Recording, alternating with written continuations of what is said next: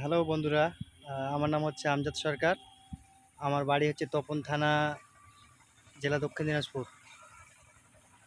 আমি বলতে চাইছি যে আমি বিগত ২ বছর ধরে রাজা পাট চাষ করছি। এবারেও ফেলেছি রাজা পাট।